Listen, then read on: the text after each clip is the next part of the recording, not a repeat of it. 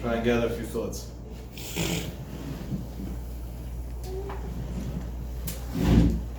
SHLOMO was a chad b'dorei. Maybe not just a chad b'dorei, that means a single in his generation, maybe a single in many, many generations. That's not coming from a biased place in the Talmud. It's coming from a factual place of intellectual honesty. I'm going to explain to you why. We had many giants in this world. I saw in the past generation, saw great Hiddenness Olam, many of them that I had the merit to know personally. Amongst them, SHLOMO of ZTZ, SHLOMO of ZALMAN, many others. Great Torah giants. But one thing they didn't succeed to do. Now, of course, it wasn't because of lacking in them, God forbid, it was because of their greatness. They didn't succeed to hide themselves. Chazon Ish succeeded to hide himself for most of his life until at the end of his life he became famous. But why didn't they succeed to hide themselves? As Chazal say clearly, at the end it's going to be Machaz Tarav Bagalui. If you learn Torah quietly at the end, Chazon Ish learned it in Ezras Noshim, and there's an argument how many years exactly, but more or less 40 years, alone, without a Chavrusa. And at the end, the whole world, even the non-religious Jew knows, heard the name Chazon Ish. Everybody knows Chazon Ish. SHLOMO was a genius in hiding himself. He was able to have literally thousands of Talmidim all over the world. The number's much bigger, but I know he wouldn't want me to say what the real numbers are. And he was able to cover up for it. Once, I asked him, I used to get away with doing things that most people didn't get away with, because I just had chutzpah. And I told him, Rabbi, I don't understand. You have so many Talmidim, and so many Talmidim that are wealthy, you have to come to America 6 weeks a year, knock on offices like a schnorr to get $100. It's not Kavod HaTorah, it's a disgrace. Well, how do you explain it? He said, what do you mean, how do I explain it? Ask the bank, they'll tell you how I explain it. There's no money there, that's how I explain it. I said, how do you explain that? That's my question. So he said this, it's a twofold question. There's the technical part, the derech hateva, the natural ways of the world question. And then there's a ruchniistic part, a spiritual question. So I'm going to answer you both parts. So the technical part I'm going to tell you. He said, I have an anhaga, I have a rule, that from those people who I helped, which those are my Talmidim, I don't take more than $1,000 a year, no matter what. He did break it on rare occasions for emergencies, but in general, that was the rule. Why? Because I never want them to be able to suspect for 1 second that the reason why I helped them was because I wanted to benefit from it. I don't want there to be a tzad in the world. And then he added on and he told me, he says, I never went to college. Never went to high school. Never learned to do Chol. He says, the only way I know math and things like that is from the Gemara. You have to, and in order to understand Gemara, so you have to know certain things, so I know it. But other than that, I have no secular education. More than that, I never read any books, not even in the bathroom. Because these books have kfira in them. Freud and that, they're all apikosim. And I don't read kfira, no matter what. So Hashem gave me a gift to understand Chochmas HaNefesh, that I understand the Chochma of people. And I'm atzliach, Baruch Hashem. Help hundreds of people, thousands of people over this. Do you want to know why I'm atzliach and the others are not? I'll tell you why. He says, because the other person's there to make $250 for 40 minutes. So he's looking at his watch. After 40 minutes, get out of here, and where's my money? And that's it. And there's no atzlach in that. He said, I'm there, I sit down. Sometimes I sit down thinking it's a subject that's going to take me 5 minutes. I sit there for 15 hours. Because I'm not there for money. I'm there because I love people. And I want people to have a better life. So he says, so it's not my chokhmah that's matzliach. It's my love for people, my love for humanity, that's my success. He says, I actually care. To me, it really makes a difference. Then he said, you want to know Klapei Shmaya? He said, number one, we don't ask questions like this. And his words, I use this all the time. So in Tehillim we read, Lama Yomru Bagoyim. He said you have to read it with a comma. Lama, if you want to ask questions on Hashem, Yomru Bagoyim. That a goy does. But a Jew doesn't have lama. A Jew has something else. Ma Hashem doresh mi'imach. What does Hashem want from me now? Lama, that's the goyim ask. Why this? Why that? We don't have whys. We have Ma Hashem doresh mi'imach. What does the Rebbeinu Shalom want me to do right now? And really, Hashem lived his whole life. Every step he took down to the tiniest detail. And I, maybe there are people that spend more time with him than me. I'm saying his children probably. Even that, I'm not sure. But I've seen him in every situation. We traveled the world together, literally. Whether it's London or Miami or here or there, the U.S. Every opportunity I had to tag along with him anywhere, to take him anywhere, I was always there. I've seen him in all situations. And his haloch yelech, every step, is what does the Mishnah Berurah say I should do now? What does the SHLOMO say I should do now? That was the only calculation. Nothing else made an ounce of a difference. Everything else was gone. There was no, technically, you could say, he was a Hasidic Yid, a Breslova. So, daven mincha after the ZALMAN a little bit, we could daven Shachris a little later, we could do this, we could do that, they could round things off a little bit. But there was no such a musik. The world could explode. It says, shkia, shkia, shkia, that's it. Miss a flight, we miss a flight. They miss a this, we miss a shkia, that's it. There's no other tzad. It was never a thought that crossed his mind otherwise. It was never even a subject. There was no room for negotiation when it came to that. Unbelievable thing. But then he told me an interesting thing. He said, I got to America the first time. I said, no. So he told me a story. I don't want to get into too many details because, whatever. This other Jew is still alive and hopefully the Jew went out. But he had a little apartment in the Mea Shearim area when he got married. And Hashem, he had 11 children. And to live in a one-bedroom apartment, 11 children, doesn't really work out so well. He said so at the point that there was no room on the floor anymore for more mattresses, so they knew they had to move. And then they had started building Ramot. Today Ramot is like a city on its own. And they had started building Ramot. So he made a cheshbon, for the money he'll sell his little one-bedroom over there in Mea Shearim. They'll be able to buy a nice apartment, a nice-sized apartment in Ramot. And he sold it, and then he gave a deposit. There was pre-construction in Ramot still. He gave a deposit, and he was living there in the meantime. And he had the money, the difference, that he was going to pay in stages, the way it works for new construction. And somebody convinced him to put his money in a certain place, whatever. I don't know. He was a naive guy when it came to that at that point in his life. And the kid said the guy was a shyster, with a beard and payas and all, but that doesn't mean anything. And he stole his money and disappeared. And he was left, zero. Not here, not there. So he went to his father's ZTZ. That's why we always consulted Rav Yaakov Yagen. And he said, Tati, what do I do? So he says, you go to America. He said, what am I going to do in America? You ask people to help you. So he said, when my father told me those words, go to America and ask people to help you, that was like, his words were Zeiras Movis. It was like killing me. Go to America, go. That wasn't exactly the thing. Then his father said, Hashem never took, this guy never took your money, he never took $1 from you. Hashem took your money because he wants you in America. Because in America they don't have anybody like you. And the only way he has to get you there for a few weeks a year is that you should have to go collect money. And then he told him before his first trip like this, when you go to America you should know, you're not going to raise money. You're going to help Eden. By the way, if people also give you money, so something came out of it. And if not, don't come back disappointed. That's not the goal. The goal is to help Eden. There are people here in the room that can testify, definitely one, Maishi, that when he was here in America, we could have taken him around all day and he would have left with a lot of money. And if some 16-year-old met him in Satmar in the morning and came to him and said that he's not doing well in yeshiva, he's fighting with Rosh Yeshiva, there went all the appointments for the day because this is more important, and goodbye. Nothing else makes a difference. He could testify the same thing. Meal of the day? He gave up on because that wasn't the goal. So every time he came to America and had to go through the humiliation of asking for Nedavos, to him it wasn't a humiliation.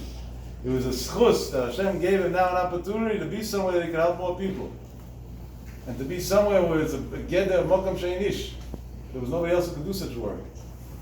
Find me somebody in the whole country over here that's willing to sit with boys on a daily basis, not once a year.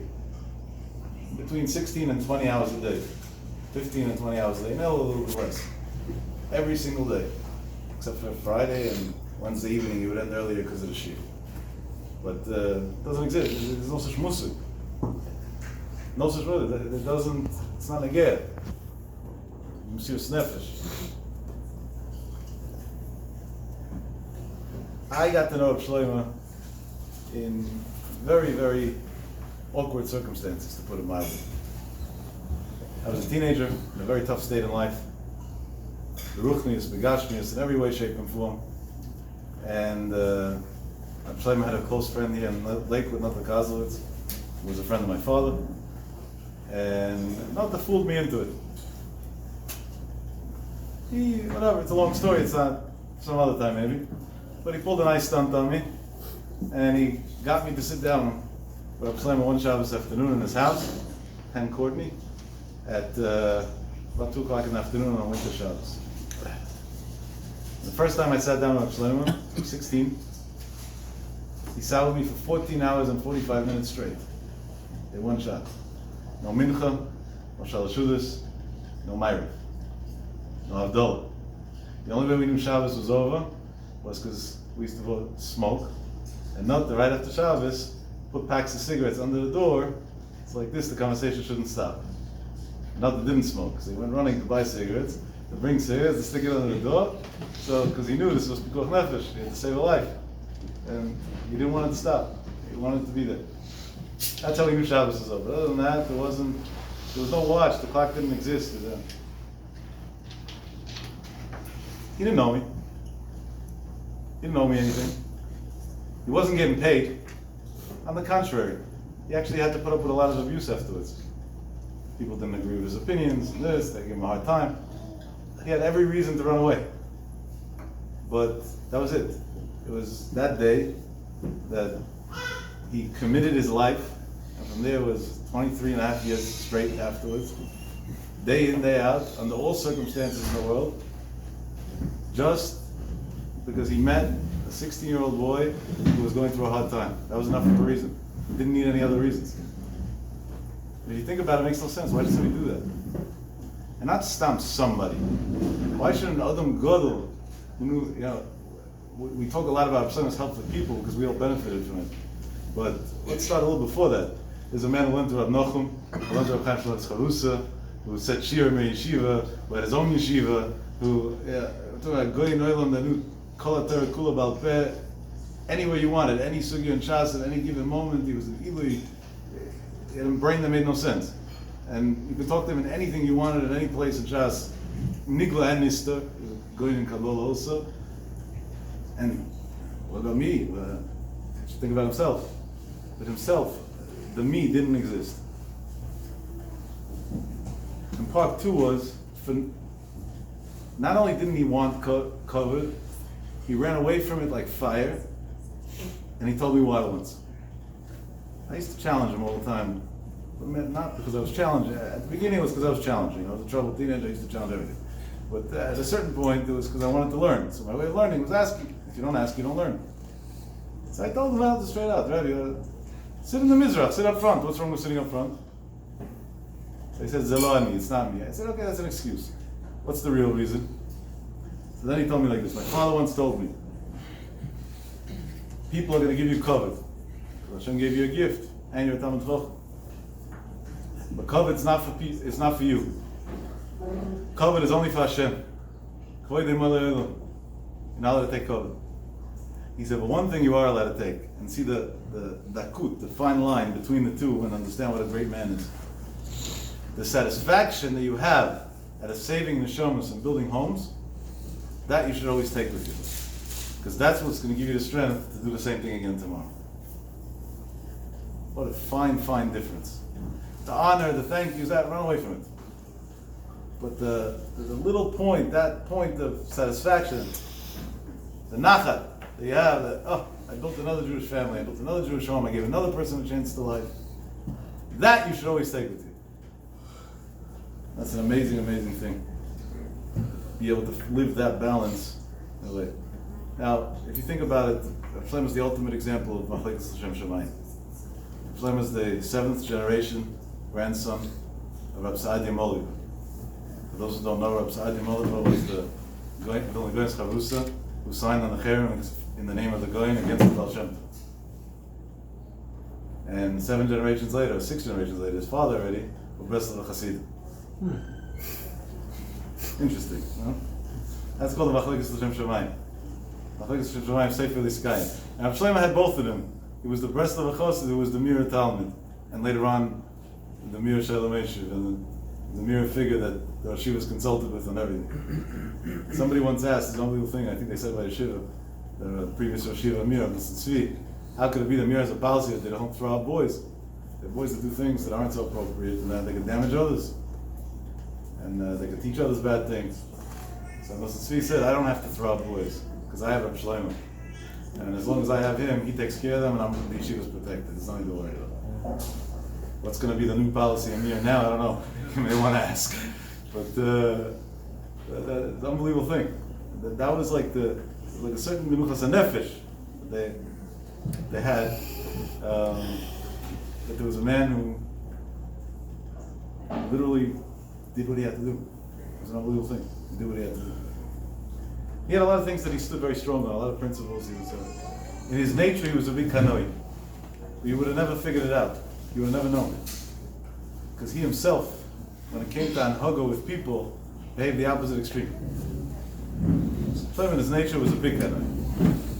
I'll give you one example, and we don't understand really. But once I was in the office in the churva, and we were schmoozing, and I mentioned to him that on Shabbos I was in some hotel, and then I went walking, and I went to Bar Ilan Street area, and I saw guys throwing rocks there, and this and that, cars. And I thought, what Shabbos?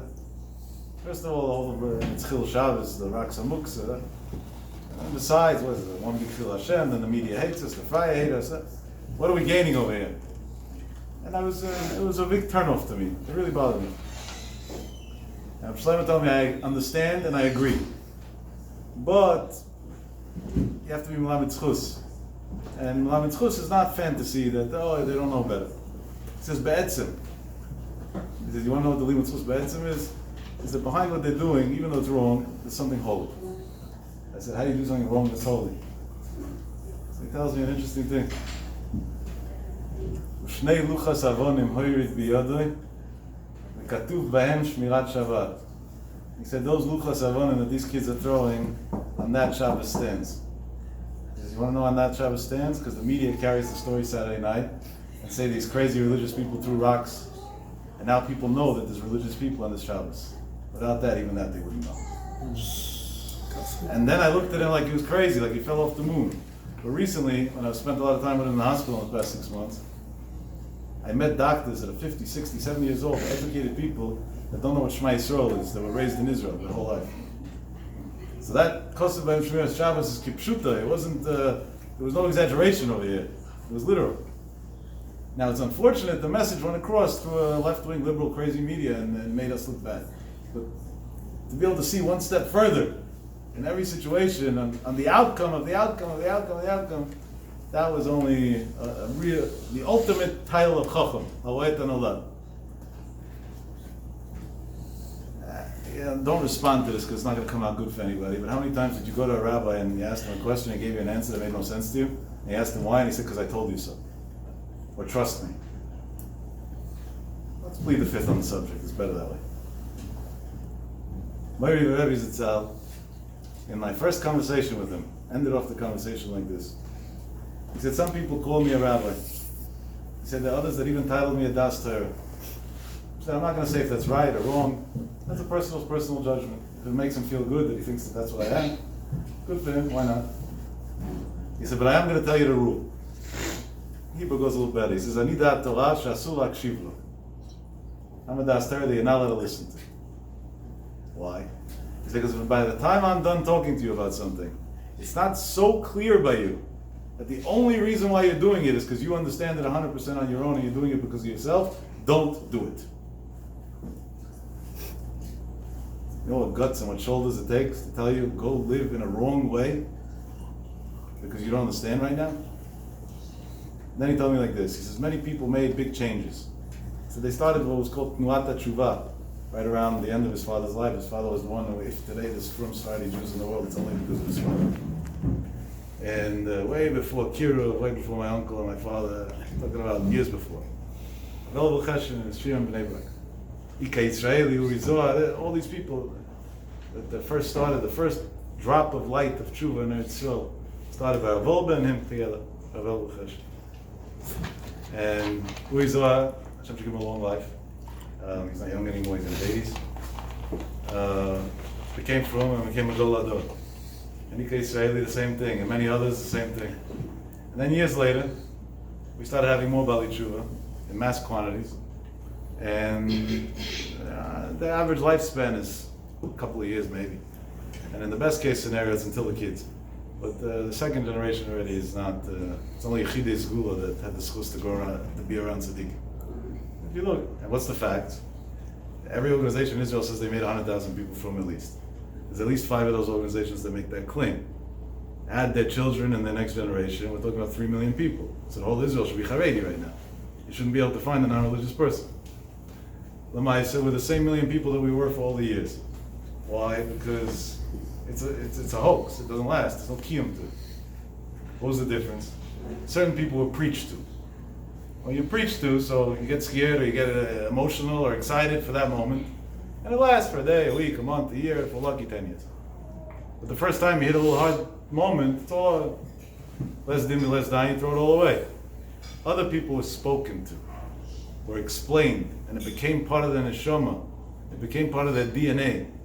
So no matter what hit them in life, no matter what they went through in life afterwards, no matter what nisyonos they had in life, it was them. Their seichel was talking to them. Their neshama was talking to them. There was no way out. And they stayed and grew and grew and grew and became giants. And that was Rav Shlomo's legacy.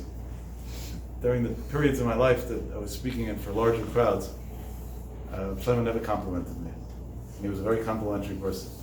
He would compliment me about my kids, about my wife, about my house, sometimes even about the colors of my wonderful shirts. But yeah, really, literally, it's not an exaggeration. Shlomo was, you can see the picture, ultimate black and white, right? And one of the beautiful things about him was he was accepting of all colors. And I used to go in a lot of times very colorful. And so he would always find the chazal to rub in something. So if I came in with a blue shirt, so he told me, Kuchla Derma Kia, it must be that today you're in a Yerushalayim mode. And if I came in a red shirt, he would tell me this is against Ayin Hara, according to some sefer. If I came in with this shirt, you always found something, the way to twist it, the way to turn it into something positive. An unbelievable thing. Unbelievable. It was a brilliance. It was a brilliance of making you feel, I love you for who you are, not for who I want you to be. Because I don't want you to be who you're not. I want you to be who you are. And he would stress to me over and over again that he says, in a group with big crowds, you're wasting your time. Because you walk in, they'll wow you, they'll this, they'll that, you get a lot of cover, you feel good about yourself. But you're wasting your time, how's it going to come out of it? Because there's no way to reach 1,000 people in a room. It's impossible. So Akiva, the Doire, was able to do it. Other big tzaddikim on high levels over the generations were able to do it. But the regular people can't do it. So you walk into a room, there's 20, 30, 40 people. He said he prefers that it should be up to 10. But b'di'evet, 20, 30, 40, fine. And I'll prove it to you. Would any of you put your kids in a class in an elementary school if the Rebbe is teaching 140 kids? No. Why? Because they're both insane. The kid's going to come out insane, and the Rebbe is insane, agreeing to this. So we ourselves believe that. So why don't we? So who are we fooling? Rav Shlomo was an ish emes, so he wasn't capable of saying, "I'm impressed," and it was a big crowd. But if you heard there was a small shiur, there was a while that it's a shame that I ended up not wanting to deal with the traffic, but that I would come to Queens and we would learn 4 or 5 guys some Gemara and we schmooze a little bit about different subjects. That was the shiur in all my life that I given that Rav Shlomo took the most interest in. Because that to him was something that's worthwhile. Personal, one-on-one, private people, this, that. Over there, something's going to come out of it. You're going to build generations. Commercialized stuff. He used to tell me, no. Then he would tell me, I can't stop you, which I do. No. And the shoulders to take such responsibility and decisions is unbelievable. I once told him, I said, listen, my way is out of the box. I do things very different than most people. And to the point it's very hard to understand a lot of what I do. Definitely if you don't live it. I said, maybe I should be more mainstream. It's safer. I'll have less critics, I'll have less enemies, I'll live. It's a safer road. It'll be more popular. Can integrate. So I know the game on both sides. So I can do it very easily. A hat costs about $150. A white shirt, $9.99 at Costco. No big deal. Then he told me like this. He says, Chazal say that after Yaakov and Esav met, Yaakov l'darkei hoylech, ve'Esav l'darkei hoylech. He said, Chazal says something very deep over here. The only way there's a Yaakov is it's l'darkei hoylech. He said, and if not, it's going to be one big Esav. Then he told me something frightening that I'm almost scared to say it over, but unfortunately we got to that point that maybe it's time to say this openly. He said, you should know that there's many people that are very it's a very impressive demeanor, but it's Esav l'darkei hoylech. It's the deep down motives is covered in power and machlikas, other things. There's no l'shem shamayim. And he said, and it's not their fault. They don't know better. It's because they're so stuck in it that they can't even realize that that's their motives in life. So I once asked him, how do you assess if a yeshiva is working with Shem Shamayim or not? How do you know? So he told me an amazing thing. He showed me actually. He showed me in the Ma'aseh from the Chazon Ish. That the Chazon Ish was asked this question. And the Chazon Ish said that the indicator is very simple. If a yeshiva will raise funds for another yeshiva in his town, then he's working with Shem Shamayim. If not, he's not working with Shem Shamayim. Because if what you're worried about is your place, okay, so you want your place to be big and successful, that's not Shem Shamayim. If you're worried about Yiddish Kinderlach, so make sure the other yeshiva has what he needs. You have a connection with a Gvir, tell him to give him also. Tell him to give him first. Tell him to give him first. Then he told me, and this is an eitzah that you should take home because it works. He told me people daven and they daven really from their heart and Yerushalayim, whatever. Really. And it doesn't seem like it works. So of course Chazal say there's a tefillah that's nenet for one day, for 40 days, for years. Chazal already addressed this. They said we want to beat the system, we want it to work. Tell me an unbelievable thing. He says tefillah also has to be l'shem shamayim. Because at the end of the day, tefillah is also a mitzvah. He said, how does a person know his tefillah is l'shem shamayim? If he first davens for everybody else, and then he puts himself in last, then his tefillah is l'shem shamayim. But if his bakoshes come first, and everybody else comes second, then, yeah, of course, you want money, so you daven, that's not l'shem shamayim, it's not to do it. And then he added on words, he said, it doesn't even have a shem tefillah at that point. He didn't even daven at all. So we're asking why the prayer wasn't accepted. There was no prayer. It never happened. That was an eitzah he gave me. I try to stick to it. It's to always daven for everybody else. And then, by the way, eventually I also have needs. And, Vaniya Kotan, stick me in with everybody else also. And these are all, I can go on forever because I try to make a calculation the day after he passed away of roughly the amount of hours that I spent with him in my life. It's very hard to say exactly, but I quit after 2,450 hours that I remembered clearly. How many of you can say that you spent privately with the Rebbe 2,450 hours? Do the calculation of days. It's over 1,000 days, 24 hours. We're talking about only a span of 23 years. Can you imagine how many days of his life this man gave me? Can you imagine how many days of his life this person gave me? There's no way to explain it. And what did he get out of it? Nothing. A tax. That's all he got out of it. Whoever that had problems with me went to complain to him because he was my Rebbe. How do you back him? That's what he got out of it. That was the extent of it. He definitely didn't get any thank yous for it. I said this over. I'm skipping details purposely, but when I got married, so naturally I wanted him to be Masada Jewish. In the world today, it seems like it's not always the children that get married's wedding, it's whoever makes the wedding's wedding. My father was close to another Rosh Yeshiva, very Rosh Yeshiva, Rav Yaakov Yagen that I happened to learn in Carusos, and he wanted him to be Masada Kiddush. So I asked Rav SHLOMO what to do, and of course he said, I'm not being Masada Kiddush. He said, first of all, I don't do it. He always ran away from me. He did it on rare occasions, but in general he didn't do it. He said, and besides, it's not worth arguing, and that. He says, Kiddushin, he says, people think it's a covet. He said, what's the covet? And it's one big joke. He told me an unbelievable story also. On his wife's side, he's a relative of Rav ZALMAN. So he told me Rav ZALMAN once went to a wedding, and I don't want to say a name because whatever, but one of the chief rabbis of Israel was by the wedding. And Rav ZALMAN was supposed to be Masada Kiddushin, and this chief rabbi of Israel was supposed to be an aide under the chuppah. And Rav ZALMAN held that this guy's because he belonged to all these crazy Zionistic ideologies and whatever. He really held he was not because. And at that point, there's no Kiddushin. What's Rav ZALMAN going to do? He's not going to tell him not to be an aide. So Rav ZALMAN went to him and he said, you're the chief rabbi, I'm just a Stama guy. He said, you're going to be the Masada Kiddushin and I'm going to be the aide. Wow. Genius. Now I'm trying to tell me, Kiddushin is not covered, but you know to say a bracha. This is every kid in third grade knows how to read well, and you could do the same thing. Today singers could do a better job, they could sing the bracha nice. Just to be a kosher aid, because that's already now you're holding somewhere in life. Now you're holding something. For Hashem to say about you, you're a kosher aid, that's already a level. That's already an unbelievable level. So that was his chacham. So then he told me, yeah, this is not a covet anyway. So if your idea is that I'm your Rebbe, covet, forget about it.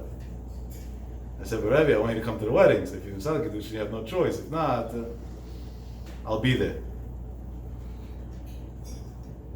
A couple of days before the wedding, he calls me.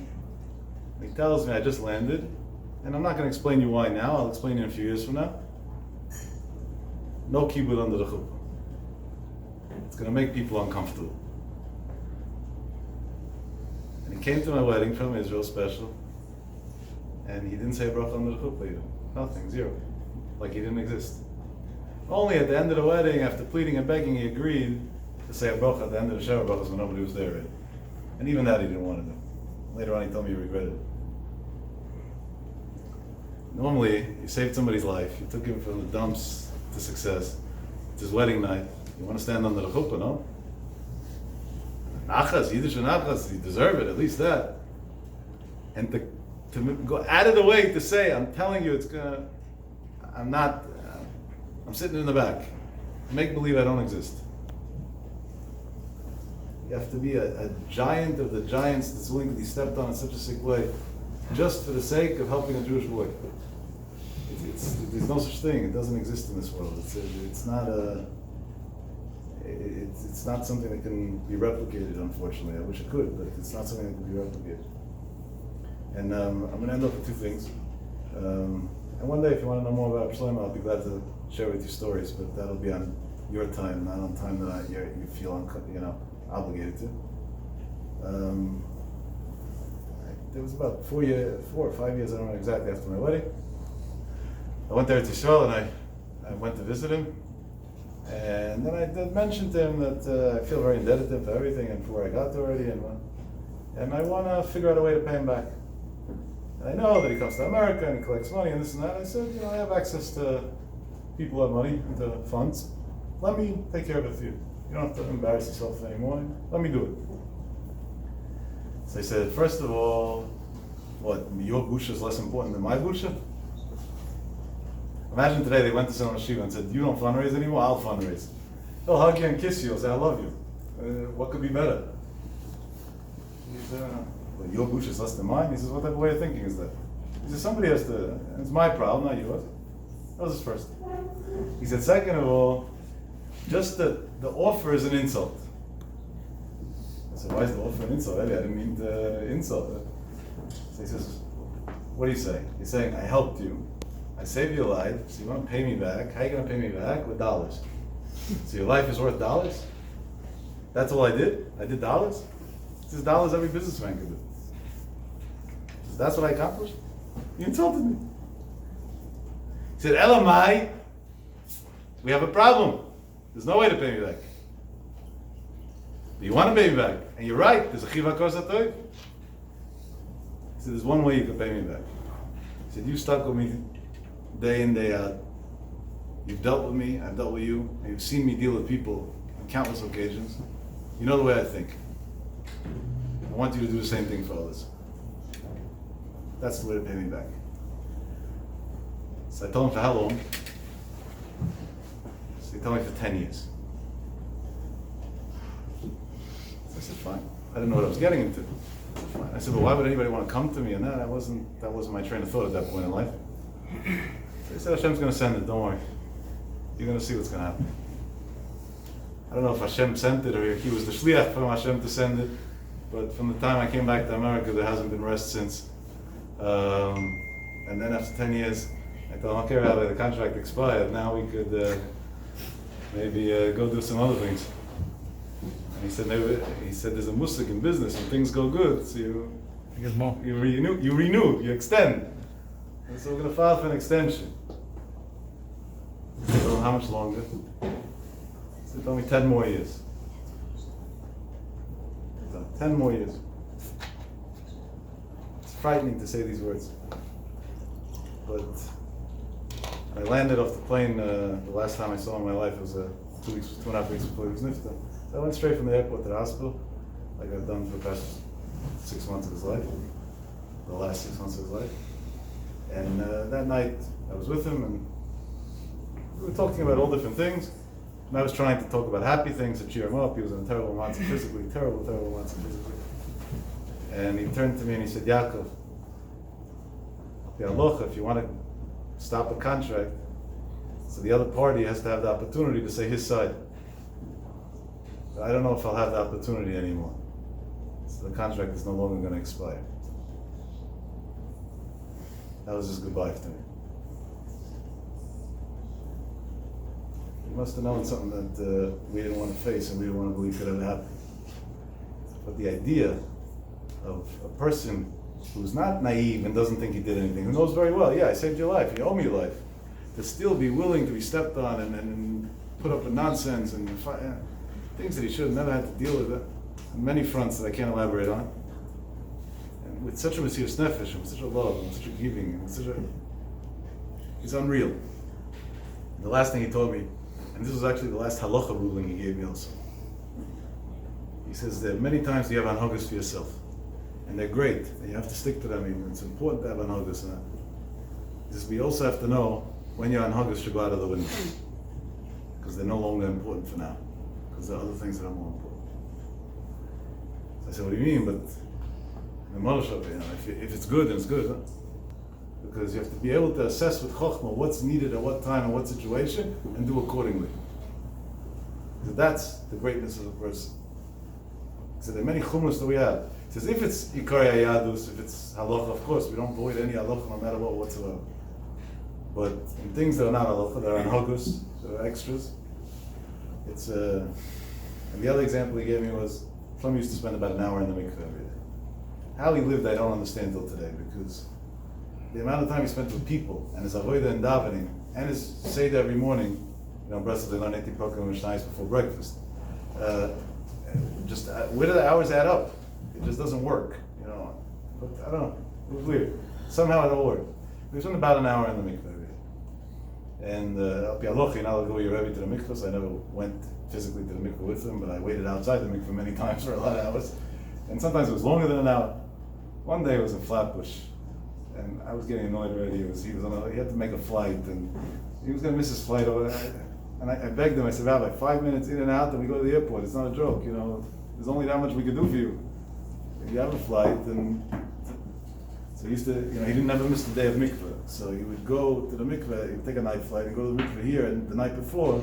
So in case there's a delay and it doesn't land before Shkia, if it's in the winter and doesn't land, so he shouldn't miss a day 24 hours without the mikveh.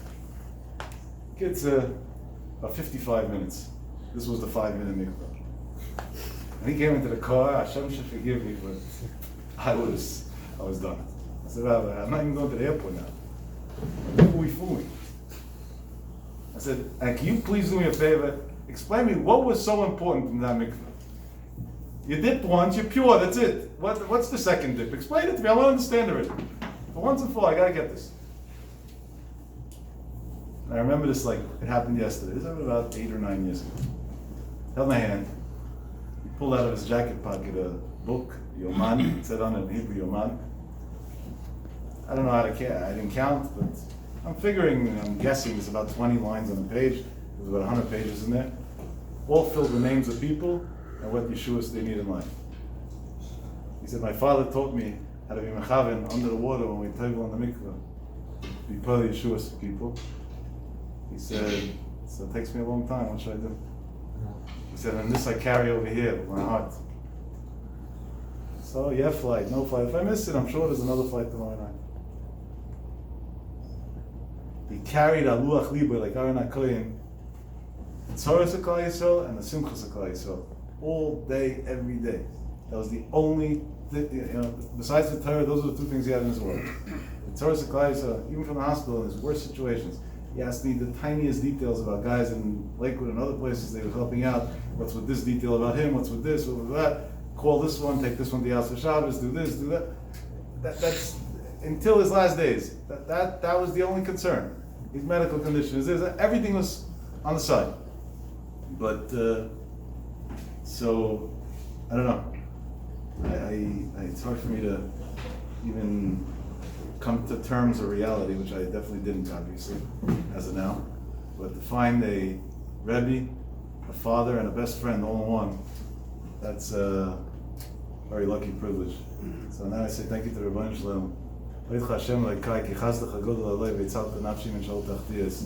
exactly that, I said Rav Shlomo, and it's not a coincidence. Rav Shlomo's name was, we know him as Rav Shlomo, but it was Shlomo ZALMAN. Shlomo ZALMAN CHESHIN is Gematria 870. 870 is Gematria, the word in the Torah, V'niskadashti. If you want to know what the Kedusha of this world was today, it wasn't all the fanfare and the Cadillac Rebbe's and that. We could do without those, actually. A few less Cadillacs wouldn't hurt. It was those simple people that lived in these little churvas. I don't know if those who went to Me'asharon to this place, some of you guys were there with me. That he used to always say, from this churva I built many, many big mansions. From this shack. It was really a shack. In the winter before he got sick, it got worse than ever. The roof had a leak and the guy didn't want to fix it, and he didn't want to let us fix it. So he sat in this shack that was leaking the whole winter and he wouldn't budge from there. He said, because the Siyat D'Shmaya over here, the Kedusha over here, the this, that. You want to hear about it. No heat, dripping on top of that. And that was it. This is the man that could have had it all in a second. But to throw it all away, to be moist with Lamazah and such a tachlis and everything, just for the sake and for the love and of course, the Torah that he had for people was unreal also, by the way. And, I have to mention this because this today people forget. I'm going to tell you, I don't know the exact amount of years, so my father-in-law could probably tell you more. But I think my father-in-law was Shlomo before me, right? Well, even more than 23 years, probably. Probably came to you before me, because he came to America already 28 years, 29 years maybe. He knew him before me. Until his last time in America. Yeah, literally his last time in America. If he heard that my father-in-law was making a simcha, this or that, he showed up. Why? Because he had a course of Torah. He helped me. Every year I go there and that, he helps me out a little bit. And he would have the names of my father-in-law and his wife and the kids and the grandchildren afterwards. He used to ask me for the names. He would down for each and every one every day, because we didn't have HaKos HaTorah. I used to tell them, Hashem, they're fine, right? No, HaKos HaTorah. They helped me, they're always nice to me, they're HaKos HaTorah. Let's be real. Find me more of those. I'm looking for one right now, desperately. In the rabbinic world, it's very easy. One passes away, son takes over. Over here, there's no son that wants to take over. There are great sons that are usually they're very qualified, but they don't want to be bothered from their learning, and for whatever reasons, they don't want to take over. But with Klal Yisrael definitely, desperately needs a replacement now going forward of a man who will be 100% selfless from a 100% pure Torah perspective, without the confusion of secularism mixed in. Hashem should help. There should be meditation in all of us, and that his wonderful attitude and his great love and his hug, his kiss, it's priceless. Last week I was in Israel with my friend Shragi, and we went on a walk to all the places that we used to go with, not a walk, but some of the places we used to go to Rav Shlomo. to the churva, towards the direction of the shtivel near Mir. We used to go down mincha in the middle of the conversations. The store that we provide the borekas in. All the spots of and how much chachma and how much everything in each prat, in each detail, in each everything. Unreal. And I'll tell you, just in the past month alone, the amount of people that called me and told me stories because they saw clips on YouTube or whatever that I mentioned them. I said, you were his Talmud, we didn't know. It's like I'm learning I thought I knew him. I'm learning a whole person I didn't know. There's no end. There's literally no end to what this man did. And it's definitely our obligation, whatever we can do in order to fill the void, to do first and foremost spiritually, secondly monetarily. Shlomo left over a lot of obligations and debts, and Almana, Hashem should give her a long life with Moisei Nefesh. She didn't have a husband for 50 years straight, over 50 years straight. Has to have how to live going forward. And it's our obligation as Talmidim to make sure that these things are taken care of. And this is Koydem Lakol. There's no doubt that this comes before everything in the world. As Talmidim we're talking about. It's not like Kosatoy. It's the Aleph phase. It's literally the Aleph phase that we could do. And spiritually, of course, that's what Shlomo wanted most. Yeah. Rav Shach said, have a machshavas mutz, learn a Mishnah for me. So Shlomo would have said the same thing. He always used to call Rav Shach to me all the time. Shach, that's a Mishnah, Steipler, and Rav Nachman. Those were the ones that I used to get quoted, like constant quotes from. Interesting combination. But yeah, so definitely. Rav Yaakov writes that when you light a candle for a person who's nifta, he says a moshel to a person who's in a desert on a hot day and it's sunny, and he's thirsty and he has no water. And he feels like he's choking already from thirst. And then somebody comes and brings him water. So the Ari says that even for a nishmas hatzadik, when they light a candle, leilu nishmasa in this world, in Elam Haba, that's the anoah that he has for him, like that type of anoah, ad kidei kach. So at least tonight for Shloshim, and everybody, whenever you have an opportunity, it's always a schus, connected to the neshama of tzaddik that way. Light a candle is a very easy thing to do. You get stuck, leilu nishmasa, and whatever else, obviously. And Bevadei, it'll be a big Melech Yeshua in all of us. He loved us so much in his life. I'm sure that love is in Shamayim in the greatest way. And the man who knows the Tzoros of Klal Yisrael should go to the Rebbeinu Shalom and share with him that he's aware of the Tzoros of Klal Yisrael and not leave Hashem alone until the Tzoros should go away. And we should be happy and healthy going forward. And the main thing is, we should be an achas ruach to the Rebbeinu Shalom, and Shlomo should be proud of us from Shamayim.